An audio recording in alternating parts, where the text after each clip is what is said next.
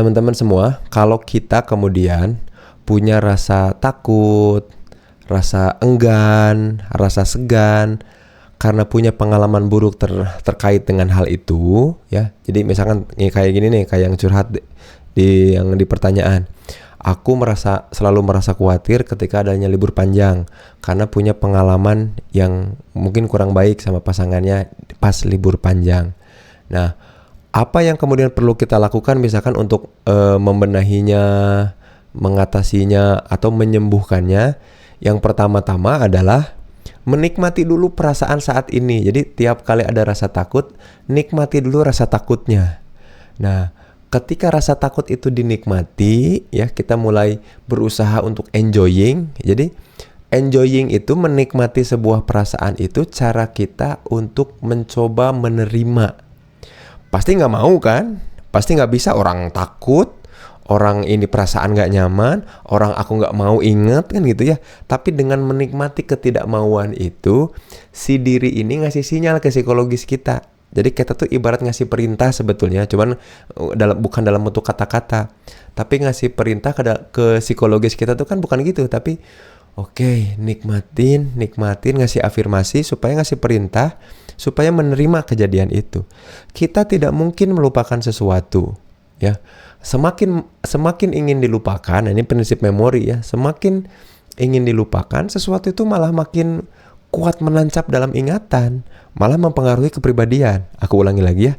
Semakin sesuatu ingin dilupakan, dia semakin menancap kuat dalam ingatan dan nanti lama-lama mengakar menjadi kepribadian. Mempengaruhi cara kita berpikir, merasa, bahkan berperilaku gitu. Makanya nggak bisa kita maksa sesuatu kejadian itu untuk kita lupakan. Nah, makanya harus ngapain? Supaya itu dilupakan, diapain?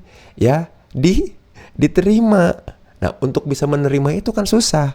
Diri kita pasti denial, pasti nyangkal. Maka apa yang perlu dilakukan? Yang perlu dilakukan adalah memaksa atau ngasih sinyal sama diri untuk menikmati rasa takutnya, uneasy feeling atau nggak enaknya, muaknya, sedihnya, gejala-gejala yang muncul beriringan dengannya. Aku nggak suka, aku nggak mau.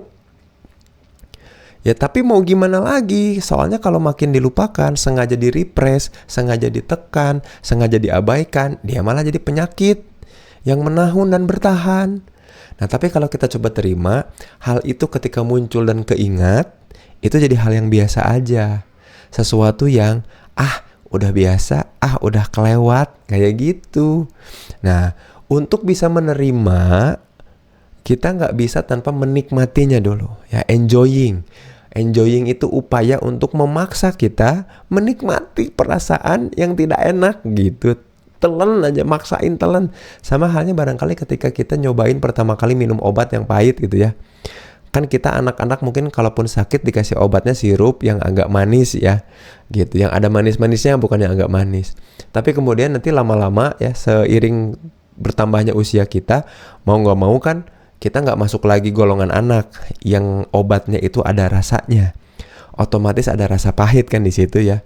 Tapi mau nggak mau harus kita makan. Nah sama ya yang harus kita lakukan kemudian untuk mengobati luka akibat memori supaya tidak tersimpan lama di dalam diri kita.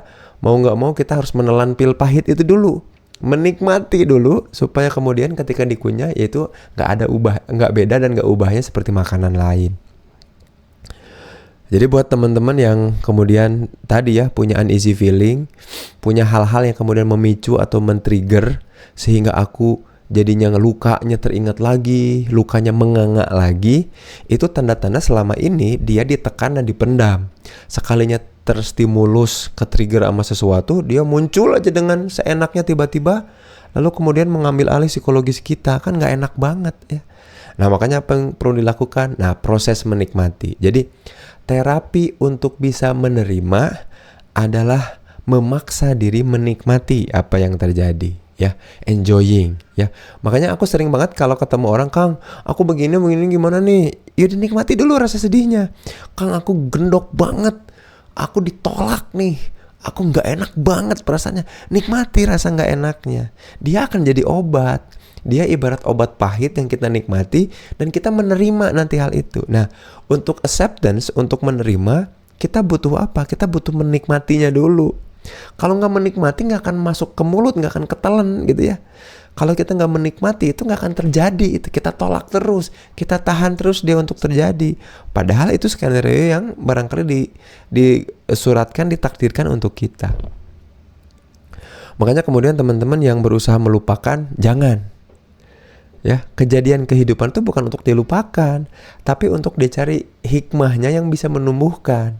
Maka mau nggak mau harus dinikmati, harus kita maafkan, lalu kita terima, dan itu jadi bagian skenario yang merubah kita, menumbuhkan kita, gitu. Arahnya ke arah sana.